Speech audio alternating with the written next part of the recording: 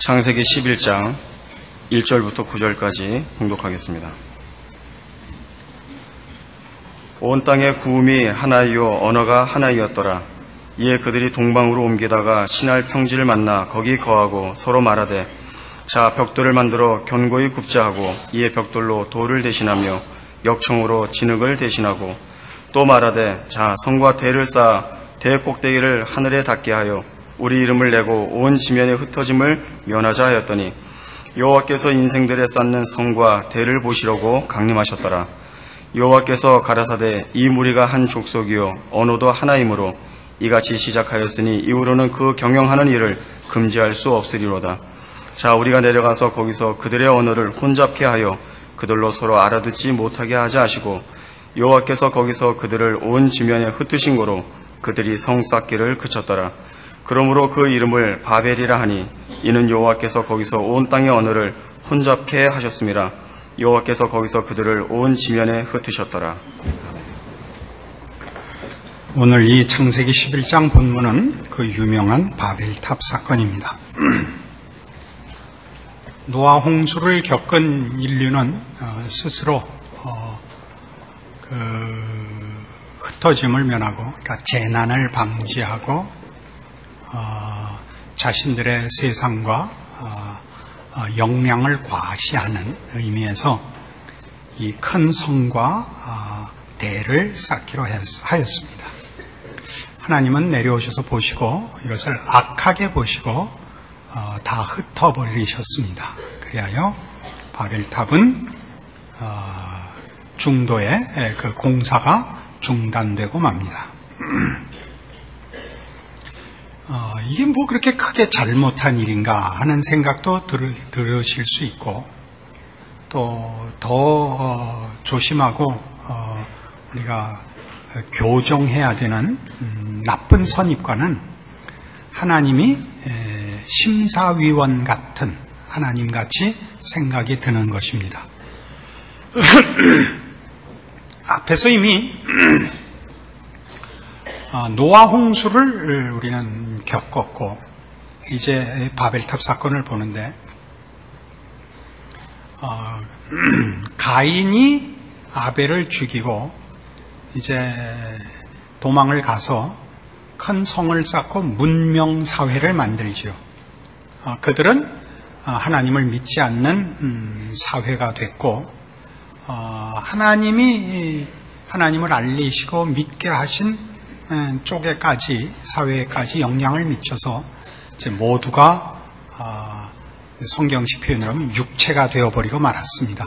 세상적이 됐죠. 하나님이 모두를 심판하여 멸하셨습니다. 노아와 그의 식구만 남겼죠. 그리고 이제 노아의 후손들로 시작한 새로운 인류도 아담이 지은 죄로 인한 원죄에서 벗어나지 못하는 형편이라서 자신들의 뜻과 생각을 유일한 삶의 목표와 내용으로 아는, 그래서 하나님을 외면하고 사는 삶이 되었고, 하나님은 심판하신 셈입니다. 이 일의 중요성은 하나님께서는 이렇게 가만히 지켜보시다가 잘하면 상을 주고 못하면 벌을 주시는 분으로 하나님의 세상과 역사와 인생의 간섭이 굉장히 적게 느껴지는 편견입니다. 하나님은 그것보다 훨씬 적극적이고 강하고 크고 세밀하게 간섭하신다 하는 것을 확인해야 됩니다. 왜냐하면 이 노아 홍수나 바벨탑 사건에서 보는 바와 같이 두 사건이 다 공히 죄지은 인간은 하나님 없이 인간의 선과 행복을 자기의 생각대로 추구하고 있고, 하나님이 천지를 창조하시고 인간을 만들 때부터 인간에게 계획하시고 뜻하신 하나님의 계획과 뜻이 있습니다. 하나님만이 우리의 선과 행복의 근원이시요 그 보호자가 되실 수 있습니다. 그러니까 사람들이 계속 자신들의 뜻을 고집하여 하나님 없이 헛된 답을 구하는 문제를 하나님께서 놓아두시지 않고 심판하시는 것 이상으로 하나님만이 답이시고 하나님만이 주인이시라는 것을 인간의 과오와 무지와 실패 계속 간섭해 들어오고 계신다 하는 것이 노아 홍수와 바벨탑 사건인 것입니다. 어떻게 하나 보고 잘하면 상 주고 잘못하면 벌을 준 것이 아니라 그 잘못이 인류의 영원한 운명이 되지 않게끔 그 인간의 잘못과 오류의 정면으로 개입하고 들어오셔서 자꾸 물꼬를 바꾸시는 것이 말하자면 세상이고 역사고 우리 모든 인간의 개인 인생인 것입니다. 말하자면 우리는 성경을 읽을 때 성경이 전체 세상에 대해서 얘기하는 것이 아니라 세상 역사는 우리 일반 역사에서 배우는 것 같이 굴러가고 성경은 그 중에 하나님의 백성들만을 대상으로 그들에게만 개입하신 특수한 것으로만 치부하는 그 일종의 편견이 있다고요. 그러나 성경을 우리가 읽어보면 성경은 얘기하는 바가 하나님이 전 우주와 역사와 모든 인류의 각 개인의 인생에 하나님께서 어떻게 주권적으로 그리고 전체적으로 그리고 끊임없이 간섭하는가를 설명하고 있는 것입니다. 이따가 좀 더 구체적인 얘기를 하겠습니다만 이런 식의 성경의 가르침에 대하여 새로운 시각을 가지고 성경을 볼 필요가 있습니다. 그래서 노아 홍수에서 노아를 구출하는 것은 노아와 심판받은 사람들을 구별하는 것 이상으로 심판받아 다 죽을 인류를 노아에게 은혜를 베풀어 남기시는, 그러니까 저들의 파멸과 심판을 인류의 운명으로 자초하는 인간들의 반항과 무지대로 놓아두시지 않는 하나님의 개입이 인류를 노아를 통하여 구원해내는 하나님의 손길로 등장하는 것이고, 바벨탑 사건도 동일합니다. 바벨탑 사건이 어떻게 동일한 내용을 가지고 있는가 봅시다. 이 바벨탑 사건은 아까 노아에서도 노아가 아담 자손의 족보 속에서 아담의 후손들이 다 죽는 속에서 그 죽어 마땅한 속에서 하나님의 은혜로 하나님이 개입하여 그 족보를 다 멸망시키지 않도록 하시는 손길이었듯이 바벨탑 사건에도 동일한 하나님의 개입이 등장을 합니다. 이렇게 등장을 하죠. 이것도 셈의 노아의 세 아들인 셈의 족보 속에 등장을 합니다. 창세기 10장 1절은 노아의 족보를 소개하면서 노아의 세 아들 셈과 함과 야벳의 후예를 소개하는데 앞에 야벳과 함을 소개하고 마지막에 21절부터 셈의 족보를 기록합니다. 21절 봅시다. 셈은 에벨 온 자손의 조상이요 야벳의 형이라 그에게도 자녀가 출생하였다 이렇게 출발을 하는데 셈의 자손 중에 제일 중요한 사람은 에벨인 것입니다. 그래서 셈은 에벨 온 자손의 조상입니다. 근데 에벨이 왜 중요한 사람인가? 22절 셈은 엘람과 아수르와 아르박삿과 룻과 아람을 낳았는데 아람은 우수와 훌과 게델과 마스를 낳았고 아르박삿은 셀라를 낳고 셀라는 에벨을 낳았습니다. 여기 에벨이 등장합니다. 그러니까 4대째입니다. 셈으로부터 따져서 4대째 에벨이 등장하는데 에벨은 두 아들을 낳았습니다. 하나는 벨렉이고 하나는 욕단입니다. 그런데 그 25절 에벨은 두 아들을 낳고 하나의 이름을 벨렉이라 하였으니 그때의 세상이 나뉘었으며 벨렉의 아우의 이름은 욕단이라 이렇게 나옵니다. 에벨이 중요한 것은 에벨에게 두 아들이 있었는데 그때 세상이 둘로 나뉜답니다. 그러면서 이 족보는 둘째 아들 욕단의 족보를 기술합니다. 욕단은 누굴 낳고 누굴 낳고 누굴 낳고가 이어져서 셈의 자손의 족보로 31절에 끝을 맺습니다. 그리고 바벨탑 사건이 나오고 11장 10절에 다시 셈의 족보가 소개됩니다. 셈의 후예는 이러하니라, 그죠? 셈은 아르박삿을 낳았고 아르박삿은 셀라를 낳았고 셀라는 에벨을 낳았습니다. 그리고 15절 에벨은 16절 벨렉을 낳았고 이 족보에서는 17절 벨렉의 족보를 소개합니다. 그러니까 앞에는 뭐였죠? 욕단의 족보였죠. 셈의 후손이지만 에벨의 두 아들 중에 욕단의 족보였고 11장 10절 이하에서 소개하는 것은 에벨의 첫째 아들 벨렉의 족보를 소개하는데 이 족보에서 누가 나오느냐 하면 26절 데라는 70세 아브라함과 나홀과 하란을 낳았더라 해서 우리가 아는 믿음의 조상 아브라함의 족보를 이루는 것입니다. 바벨탑을 쌓은 자들은 누구냐 하면 그런 의미에서 에벨의 둘째 아들 욕단으로 이어진 그 후손들일 것입니다.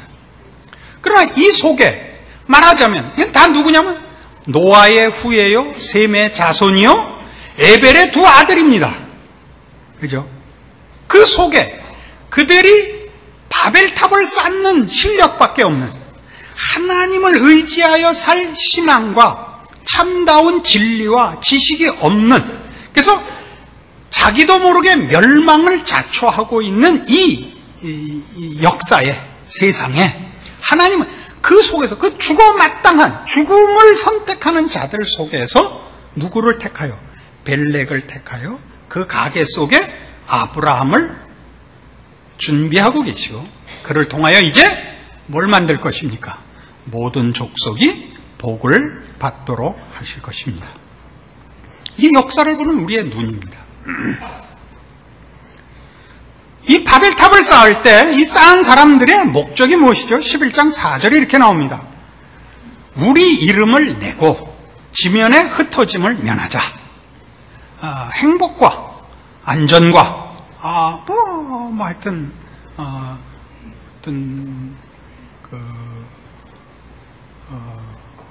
뭐라 그래야 됩니까? 불만이 없고 만족할 세상을 만들고 싶어 했습니다. 행복을 추구했죠. 하나님이 그들을 흩어버린 이유는 거기에 답이 없기 때문입니다. 그것이 답이 아닌 탓이죠. 아브라함을 불렀을 때 뭐라고 약속하시죠? 우리는 창세기 12장 2절에 아브라함을 이렇게 부른 것을 봅니다. 내가 너로 큰 민족을 이루고 네게 복을 주어 네 이름을 창대케 하리니 너는 복의 근원이 될지랍니다. 그러니까 이 11장 4절에서 보는 바벨탑을 쌓는 인류가 추구했던 것과 동일한 약속을 하나님이 아브라함에게 주십니다. 네 이름을 창대케 하고 너로 복의 근원이 되게 하고 모든 족속이 너를 인하여 복을 받는 흩어짐이 없는 참다운 복을 약속하십니다. 무엇을 대조하고 있다고요? 이 모든 일, 복과 진리와 영생에 속한 것은 하나님께로부터만 나오며 하나님으로부터만 가능합니다. 우리는 그것을 만들 수 없습니다. 이러한 문제들은 우리에게 성경의 가르침에 대해서 어떤 거의 타성에 젖은 냉소를 만들어낼 수 있습니다. 성경의 약속들은 그것이 믿음의 내용이요 하나님의 약속이라는 점에서 믿어야 옳지만 우리 현실적으로 신자들 대부분에게는 현실적으로 실망스러운 약속들인 것이 우리 모두의 공통된 경험입니다. 하나님의 약속들과 하나님의 전능하심과 우리를 사랑하사 그 아들을 주신다는 열심들이 왜 가장 단순한 소원도 이루어 주시지 않는가? 다른 건 다 그만두고 이 더운 여름에 더도 말고 32도만 이상만 올라가지 않게 해주실 수는 없는가? 우리 다 같이 합심하여 기도하면 혹시 되지 않을까? 기왕 34도가 되면 습도를 낮춰주시면 안 돼요. 좋다.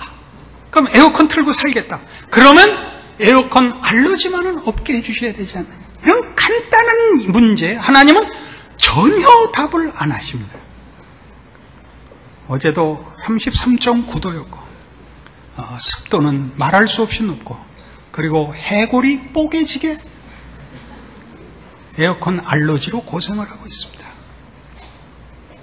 여기에 우린 당황하죠. 무슨 하나님이 적극적으로 주도적으로 세상과 인류와 인생에 개입하신다면 역사가 이게 왜 이 꼴이냐? 여기에 부닥치죠. 여기엔 우리의 무지가 한몫하고 있습니다. 우리는 전부 내가 이해 못하면 상대방이 틀린 거라고 우기는 고약한 습성이 있고 우리는 그것을 지성이라고 포장을 합니다. 우리가 아이들을 길러보면 우리 아이들이 부모의 마음을 이해를 못하며 납득을 못합니다. 왜 그래야 하는지, 왜 열심히 공부해야 하는지, 왜 반찬은 골고루 먹어야 하는지, 왜 매일 세수해야 하는지를 모릅니다. 그래서 부모가 자녀가 납득할 때까지 방치하는 법은 없습니다. 납득이 안 될 때는 어떻게 하죠? 강요할 수밖에 없습니다. 자식들이 사랑하고 존경하는 부모는 없습니다. 자기네들이 부모가 될 때까지는 말이죠. 부모가 자식들의 동의를 받아내지 못하며 오해하고 있다고 해서 부모 노릇을 그만두는 예가 없듯이 하나님이 지금 그렇게 일하십니다. 설명을 해보십시다. 우리가 예수님 오시고 이제까지 사는 세계 역사 속에 물론 그 고대 사회도 동일한 내용이 있습니다만 우리의 이해가 이 이후의 역사가 더 분명하게 드러나 있으니까 이것만 갖고 얘기를 합시다. 인류의 역사 속에 얼마나 많이 인류가 여러 번 바벨탑을 쌓았는지 아십니까? 여러 번 바벨탑을 쌓았습니다. 로마라는 바벨탑을 쌓고 중세라는 바벨탑을 쌓고 그리고 문예부흥이라는 바벨탑을 쌓고 과학이라는 바벨탑을 쌓았습니다. 그러니까 인류 2000년 신약 역사 속에 인류가 시도한 모든 이것은 답이다, 이것이 영원한 진리다 했던 것이 2000년을 여태껏 관통하여 아직까지도 정답인 것은 하나도 없다는 것이 역사의 증언입니다.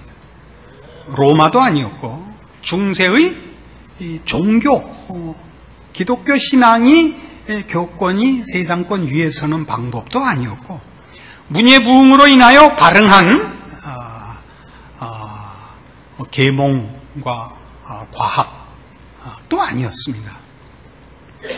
우리는 인간들이 답이라고 제시한 것들이 얼마 지나지 않아서 답이 아니고 그것이 어느 특정한 시대에 특정한 지역에서만 말이 통하고 전 인류와 역사에 대한 답으로서는 부족하다는 것을 2000년 역사 내내 확인했습니다.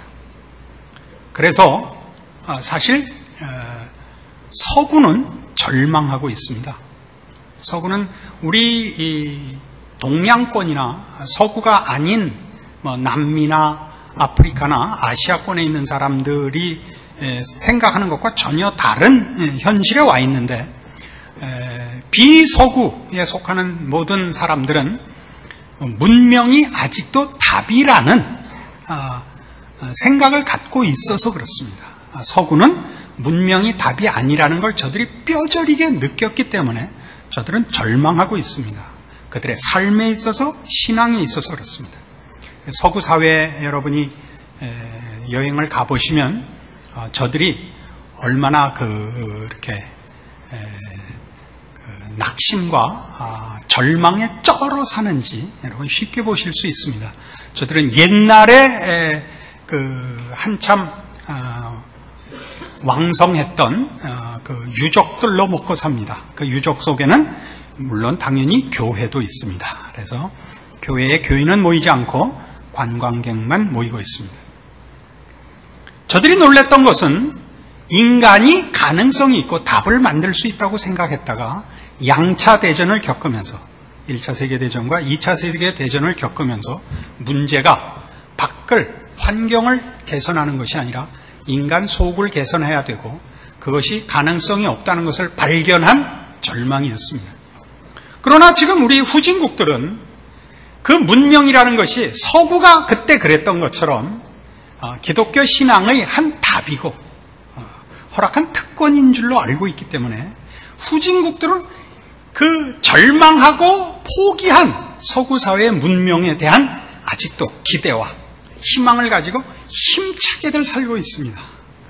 사실은 20세기 초반에 서구 사회가 이런 자신 있는 답을 내놨었습니다.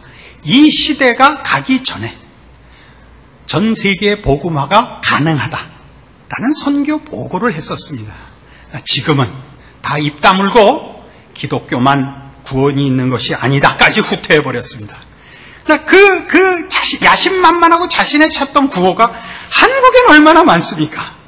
전 세계의 모든 민족에게 선교사를 보내자부터 시작해서 한국을 하나님의 십자군으로 새 예루살렘으로 만들자 등등 아주 자신만만하고 기대에 찬 믿음의 구호들과 기대가 있습니다.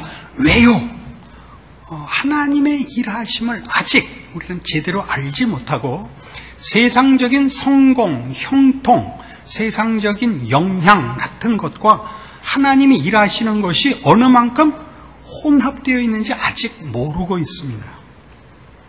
이런 일들은 아직 그것을 몰라서 힘있게 구호를 외치는 교회나 어떤 개인들에게는 그것이 큰 힘이 되지만 여러분 모두가 경험했다시피 제 교회 오는 사람들이 이쪽이에요. 이 전자는 거의 없어요. 후자들인데 그것이 다가 아니요. 에 속하는 사람들이죠. 냉소적이 되죠. 누가 펄펄 뛰면 뛰어봤자 관절염밖에 안 걸려. 다 알고 있는 거예요. 이게 뭔가? 복음주의 교회들을 가보십시오. 전도하고 봉사하고 그런 교회는 다 믿은 지 한 3개월 안팎된 사람들이 다 길길이 날뛰고 2년만 되면 다 저쪽에 뒤비져서 언제 자빠지나 서로 내기하고 있는 거예요. 나는 이제 제가 2주 남았다고 생각한다. 난 3주다. 이거 하고 있다. 우리 모두가 그러고 있다고요. 이것은 정당한 일이 아닙니다. 그러나 여기에 말하자면 우리가 무엇을 실패하고 어디에 문제 있는가에 대한 정당한 진단을 내릴 증상들이 있습니다. 뭐죠? 하나님은 어떻게 일하시는가? 하나님 일을 안 하시는가? 이 근본적인 질문을 해야 되고 거기에 대한 답이 오늘 여기에 있는 것입니다. 하나님은 일하십니다. 하나님이 이미 노아와 함께 일하셨고 이제 아브라함과 함께 일하시며 바벨탑 사건에 관여하셨고 노아 홍수로 관여하셨습니다. 무슨 관여라고요? 최후의 심판자로 서 있는 정도가 아닙니다. 어떻게 하나 두고 보고 상벌을 내리시는 분이 아니라 인류가 하나님의 뜻과 동떨어진 대로 아주 가지 못하도록 개입하시며 부정적이고 소극적으로 개입하실 뿐만 아니라 긍정적이고 적극적으로 인류를 하나님의 뜻과 복주심으로 인도하시려고 개입하시고 그의 모든 의지와 열심을 내시는 분입니다. 그런데 왜 이 꼴이냐고요? 우리는 이미 2000년 전에 이 일을 경험했습니다. 예수님이 오셨을 때 모두가 그를 조롱하고 그를 십자가에 내준 이유가 뭐였죠? 우리의 기대와 달랐기 때문입니다. 우리는 어떤 메시아를 원하는 것입니까? 우리는 1차적으로 고통을 면해주는 메시아, 내 욕심을 채워주는 메시아를 찾고 있죠. 하나님 뭐라 그러는 거예요? 하나님의 뜻을 이루는 메시아를 준비하고 계시며 하나님의 뜻은 우리 생각과 다릅니다. 여러분 자녀들이 왜 여러분한테 대들고 뭐라 그러는 거예요? 왜? 싫어하는 거 하려니까. 싫어하는 거 뭔데요? 숙제하고 놀아라. 논 다음에 숙제하지 말고 숙제부터 하고 놀아라. 이 간단한 일을 갖고 싸우는 겁니다. 밥 먹을 때 쩝쩝거리지 마라. 나는 쩝쩝거리는 소리를 들어야 맛이 있습니다. 너 맛있게 먹지 마라. 그럼 안 먹겠습니다. 굶어 뒤져라. 이 싸움을 왜 반복하는 거예요? 인간은 처먹는 것이 다가 아니기 때문이고 먹는 것 하나에도 그 사람의 수준이 드러나고 사람은 힘있고 돈을 가지고 있다고 해서 존경을 받는 것이 아니라 인간다움으로 평가를 받기 때문에 부모가 못 참고 싸우는 것입니다. 자식들은 열심히 부모가 돌아가시기를 위하여 기도하고 부모는 자식을 고쳐놓기 전에는 이 몸을 데려가시지 말기를 기도해서 가정에는 평화가 없습니다. 그죠? 아닌 것 같은 표정을 짓는 분들은 애들이 다 죽었거나 없는 거죠. 우리 현실에서도 보면서 하나님이 그렇게 일하시는데 우리 애가 나한테 그러듯이 지랄을 떠는 거죠. 안 그래요? 하나님은 어떻게 하시는 거예요? 하나님이 예수 그리스도를 보내 뭐라는 거예요? 속을 고치는 거죠. 우리 안에 거룩을 채우시겠다는 거죠. 그 성경은 이렇게 얘기하잖아요. 로마서 5장입니다. 신약성경 245페이지 로마서 5장 1절. 그러므로 우리가 믿음으로 의롭다 하심을 얻었은즉 우리 주 예수 그리스도로 말미암아 하나님으로 더불어 화평을 누리자. 또한 그로 말미암아 우리가 믿음으로 서 있는 이 은혜에 들어감을 얻었으며 하나님의 영광을 바라고 즐거워하느니라. 이 1절과 2절 사이에는 중요한 두 가지 다른 초점이 있습니다. 하나는 1절에 나온 바와 같이 우리는 예수 그리스도로 말미암아 구원을 얻어 하나님의 자녀라는 복된 운명과 위치에 섰다 하는 얘기입니다. 일어난 일입니다. 2절. 그러나 우리는 하나님의 영광을 바라고 즐거워해야 된다. 그 운명을, 그 완성을 기다려야 된다. 그리고 그것은 우리에게 일어날 것이다. 그러니까 일어난 구원과 일어날 완성 사이에 있습니다. 근데 이 일어날 완성, 하나님의 영광의 완성을 현실적으로 어떻게 이해해야 하느냐 할 때 3절. 다만 이뿐 아니라 우리가 환난 중에도 즐거워하나니 이는 환난은 인내를, 인내는 연단은 소망을 이루는 줄 알미로다. 여기서 말하는 소망은 하나님의 영광을 바라는 우리 구원의 완성입니다. 하나님의 자녀의 완성입니다. 영광의 완성이죠. 그 소망을 하나님은 어떤 방법으로 일하신다 그러냐면 환난으로 일하신다는 겁니다. 환난은 인내를, 인내는 연단을, 연단은 소망을 이룬답니다. 하나님은 이 영광을, 이 신자의 완성을 환난으로 하신답니다. 여기에 우리의 말하자면 의심과 불만과 갈등이 있죠. 영어 성경의 여러 표현들은 우리한테 이 단어들이 갖는 뜻을 이해하는 데 도움을 줍니다. 우리말 성경에 이 환난과 인내와 연단은 환난은 suffering이라고도 소개되고 있고 problem이라고도 소개되어 있습니다. 그러니까 여러분 고통이라고 얘기하셔도 되고 문제라고 얘기하셔도 되고 여러 가지 여러분 현실에 겪는 여러 가지 일들입니다. 왜 이런가 하시는 모든 것들입니다. 그것들이 뭘 만들어낸다고요? 인내를 만들어낸답니다. 인내는 대표적인 단어로 endurance를 쓰고 있습니다. perseverance라는 단어도 쓰고 있습니다. 그런데 이 말은 재미있습니다. 인내라는 건 뭐죠? 포기할 수 없는 무엇을 갖고 있는 것을 말하죠. 내가 갖고 있는 것이 지금 현실 속에서 긍정적인 조건 속에 있지 않지만 포기할 수 없는 것을 갖고 있을 때 인내라는 것이 성립되는 겁니다. 인내란 지킬 것이 없는데 인내하는 법도 없고 내가 지켜야 할 것이 지금 현실 속에서 도움을 받고 그 보상을 받고 있다면 인내라는 말이 필요 없죠. 자랑하고 증거하는 것이 되겠죠. 인내라는 말은 우리가 당하는 환난들로 인하여 우리가 인내할 때, 즉 우리가 포기할 수 없는 어떤 것들을 갖고 있다는 것을 말합니다. 우리가 예수 안에서 하나님의 자녀가 되어 가진 신앙들을 환난을 통하여 우리는 이게 뭔가라고 버릴 수 없고 포기할 수 없기 때문에 들여다보고 초점을 맞추고 관심을 갖고 더 깊이 생각하게 된다는 뜻입니다. 하나님은 이렇게 일하십니다. 하나님의 일하심은 궁극적으로는 하나님 나라의 완성이며 하나님의 백성들에 대한 구원의 보상이며 모든 대적들을 무릎 꿇리는 심판일 것입니다. 우린 그걸 지금 요구하죠. 내가 하나님의 자녀인 보상과 하나님을 반대하고 그래서 하나님 믿는 우리를 괴롭히는 자들이 지금 벌을 받았으면 좋겠는데 그렇지 않고 있죠. 저들은 계속 바벨탑을 쌓고 있습니다.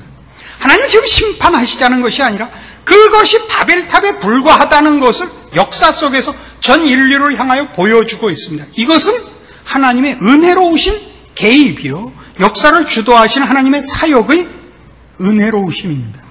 이것은 모든 인류를 향한 경고요 깨우치며 믿는 우리에게서는 더 분명한 하나님의 은혜로우신 손길로서의 확인이어야 합니다. 그러나 우리는 이런 일들이 저들을 단섬에 쳐부셔 하나님의 백성만 남기는 천국을 완성시키지 않는다는 것 때문에 우리는 다 불만스러워하고 있습니다. 게다가 하나님이 그의 백성들을 환경적으로 고통을 면제해 주는 것으로 하나님의 백성의 완성을 도모하는 것이 아니라 내적이요, 인격적이요, 신성의 충만으로 인도하기 위하여 환난을 통하여 인내케 하는, 고민하며 생각하며 확인하는 길을 걷게 하신다는 걸로 다 아우성인 것입니다. 다 아우성입니다. 여러분 자녀들이 그러듯이. 이런 내용은 이 인내가 연단으로 간다는데 더 두드러집니다.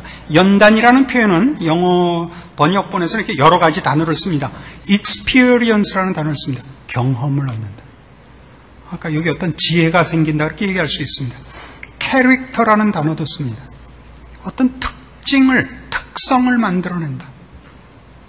그러니까 신자의 신자다운 것을 만드는 거죠. 프로프라고도 표현이 되어 있습니다. 증거가 된다. 아하, 이걸 만드시려고 그러는구나 라는 증거가 됩니다. 그 경지에 오셔야 됩니다. 인류 역사는 다만 하나님이 지켜보고 계시는 정도가 아니라고요. 하나님은 주권적으로, 주도적으로 역사와 인류를 간섭하고 계십니다. 계속 세상에 경고하고 계십니다. 저들이 쌓는 바벨탑을 계속 무너뜨립니다. 인류가 돌이킬 수 없는 자리에까지 가지 못하도록 계속 인류 역사를 간섭하셔서 돌이켜보십시오. 세계 역사에 어떤 나라나 어떤 운동이나 어떤 사상이나 어떤 이념이 이 전 역사를 관통하여 아직까지도 발언권을 갖고 있고 아직까지도 존재하고 있는 것이 있습니까? 어느 기관이, 어느 나라가 그렇습니까? 없습니다. 단 하나 있습니다. 교회입니다. 교회. 2000년 내내 하나님은 교회만 이것이 영원한 진리와 답을 갖고 있다는 것을 보여주시고 어떤 나라도 어떤 체제도 어떤 기관도 조직도 운동도 답이 아니라는 걸 보여주고 계십니다. 교회는 어떤데요? 여러분 알다시피 교회는 엉성하게 짝이 없습니다. 교회가 우리가 역사 속에서 보듯이 얼마나 많이 그 믿음의 고백과 달리 현실과 타협하며 내세운 명분과 달리 치사하게 살아왔는가 하는 걸 역사가 증언합니다. 괜찮은 교회가 옛날에 몇 개 있고 필라델피아 교회 그리고 남포교회 이렇게 2개밖에 역사 속에 없었다는 거예요. 응? 그럼에도 불구하고 하나님이 교회만을 전 역사를 통하여 여기가 답이다라고 세상 앞에 그 책임과 위치를 증거하고 계시는 겁니다. 교회는 세상 앞에 중세시대 때는 한번 큰 소리를 치긴 했습니다만 사실 전 역사를 통하여 교회는 주목받지도 못했고 세상 앞에 힘을 가지지 않았습니다. 영향을 가지는 것과 힘을 가지는 것은 다릅니다. 우리는 영향력을 가져야 됩니다. 교회가 가지는 영향력은 하나님께서 그 아들 예수를 보내어 십자가에 못 박게 하신 것과 동일한 방법과 하나님의 일하심입니다. 예수님께서 십자가에 죽으시는 것으로는 모두가 도망갔고 예수님께서 우리 죄를 대신했으나 우리는 그를 비난했고 우리가 예수를 믿노라라는 죽음을 각오한 신앙으로 나간다고 해서 우리의 대적들이 기가 꺾이거나 심판받지 않았습니다. 현실적으로. 하나님은 이 방법으로 일하십니다. 그래서 이 요한복음 16장에 가시면 예수님께서 이제 십자가를 지시기 직전에 제자들에게 이런 얘기를 합니다. 176페이지 신약성경 요한복음 16장 32절. 보라 너희가 다 각각 제 것으로 흩어지고 나를 혼자 둘 때가 오나니 벌써 왔도다. 그러나 내가 혼자 있는 것이 아니라 아버지께서 나와 함께 계시느니라. 이것을 너희에게 이르면 너희로 내 안에서 평안을 누리게 하려 함이라. 세상에서 너희가 환난을 당하나 담대하라. 내가 세상을 이겼노라. 여러분은 도무지 하나님이 편드는 것 같지 않고 여러분의 존재가 아무 가치가 없어 보이고 세상 앞에 여러분의 무슨 영향력과 의미가 있나 싶으실 겁니다. 왜요? 여러분이 기대하는 신앙의 어떤 보상도 경지도 여러분 스스로도 만족시키지 못하기 때문입니다.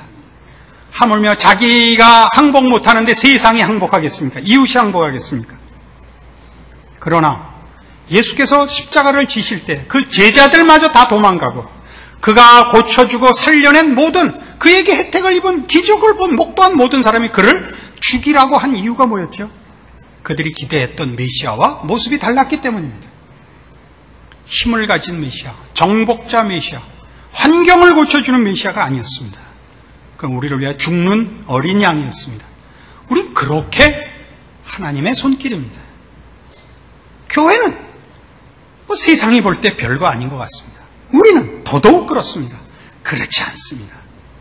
성경의 가장 대표적인 기적을, 성경에 기록된 기적 속에서 대표적인 기적을 들라면 저는 오병이어의 기적을 드리겠습니다. 5명의 병신과 2마리의 물고기가 5,000명을 먹이고 12광줄이나 남았대더라. 컨테이너였나요? 하나님 그렇게 일하십니다. 불만이십니까? 예수님이 뭐라 그랬대요? 나 혼자 있지 않다. 아버지께서 나와 함께 하신다. 십자가는 하나님이 가장 큰 지혜와 능력과 권세로 개입하신 사건입니다. 세상이 모르고 있을 뿐이죠. 우린 다 그렇습니다. 우린 다 하나님의 손길이요, 하나님의 일꾼이요, 하나님의 증인이요, 우리가 제사장입니다. 우리 없인 세상은 아무것도 아닙니다. 그러니까 우리야말로 하나님께서 이 세상 주도권을 가지고 하나님의 전능하심과 지혜로 개입하시는 하나님의 비교할 수 없는 놀랍고 놀라운 개입인 것입니다. 여러분들의 그 게으르고 낙심한 하루하루들이 말이죠. 하긴 그 오병이어 갖고 왔을 때 그 물고기가 여기서 펄떡거렸겠습니까? 지지고 볶아서 멀때같이 누워 있었을까? 여러분의 인생을 여러분이 생각하는 것보다 성경에 비추어서 귀하게 생각하시는 법을 배우셔야 합니다. 우리는 이것을 믿음이라고 하고, 우리를 근거로 하지 않고 하나님의 일하심을 근거로 하여 하나님이 필요하시다면 무엇인들 못하랴 라고 우리 마음에 다짐하기로 하는 것입니다. 여러분 각자가 하나님의 일하심과 같이 하심과, 그래서 소중한 나날이요, 인생이요, 세상이요, 역사인 것을 기억하신다면 여러분들의 신자된 삶은 보다 나아질 것입니다. 여러분 뛰어 일어나서 영웅이 되라는 소리가 아닙니다. 하잘것없어 보이는 그 반복되는 매일을, 매 순간의 사소한 일들을 귀히 여기시고 자기 역할을 감당하시고 하나님이 주도하는 세상에 살고 있음을 확인하는 신자의 승리를 누리시기를 바랍니다. 기도하십시다. 하나님 아버지의 은혜를 감사합니다. 우리가 하나님의 자녀이며 하나님은 나와 함께 하시며 그 옛날 예수 그리스도와 함께 하셨듯이, 그리고 그를 십자가에 매달기를 기뻐하셨듯이 오늘 우리의 못나고 외면당하고 연약한 존재와 인생을 통하여 기적을 이루심을 믿습니다. 우리가 혼자가 아니요 하나님과 함께하는 자이며 하나님이 우리를 통하여 이 세상에 깊이 전능하신 능력으로 간섭하심을 믿습니다. 그 믿음으로 우리의 인생과 우리가 책임져야 할 우리의 시대와 사회 앞에 하나님의 손길로 서는 이 귀한 직분을 감당하는 우리의 신앙과 삶과 믿음과 자랑 있게 하여 주시옵소서. 지금은 우리 주 예수 그리스도의 은혜와 하나님 아버지의 극진하신 사랑과 성령님의 교통하심이 하나님을 아버지라 부르며 사는 신자의 귀한 책임과 의미와 자랑을 확인하고 충성과 승리를 약속하고 돌아가는 심령들 위해 영원토록 함께 있을지어다.